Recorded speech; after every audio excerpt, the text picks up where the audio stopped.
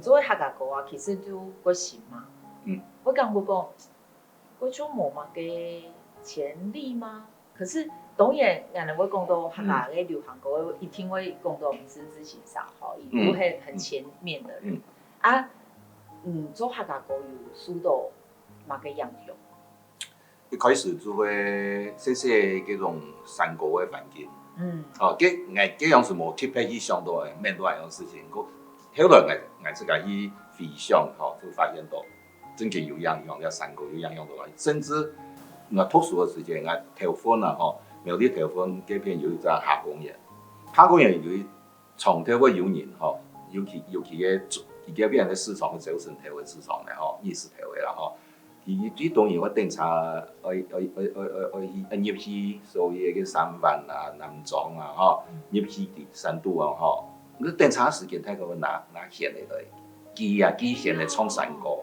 我记住嗰山歌嘅所谓山歌嘅场景度嘅啦有一只环境。我係細細我就對個山水，我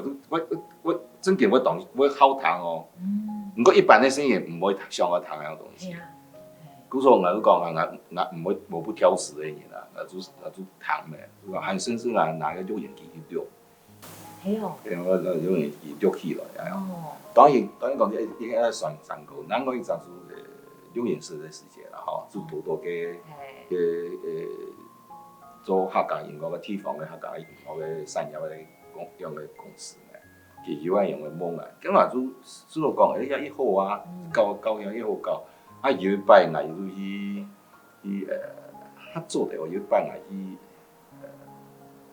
去台北嘅茶站嘅南洋街嗰邊啦，請朋友嘛，結果就往去炸講嘅所謂文具店有賣卡帶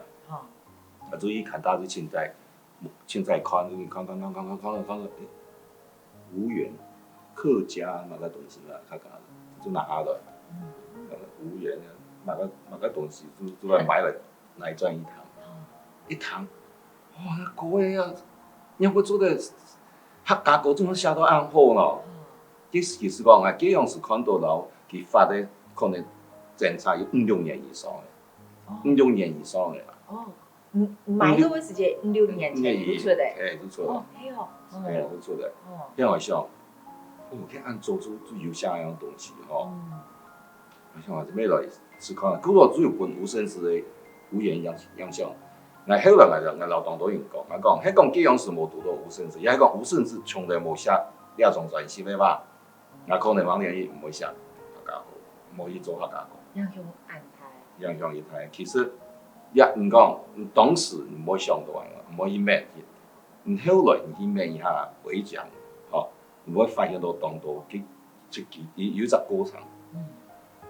一個影響嘅過程，還有各種嘅時間，我先生各種嘅有音樂課嘅我先生本來分數全班最高嘅，第二一個黃天宇嘅音感很好。所以我特別叫音感叫我測試音感，我叫他現場後來要創山歌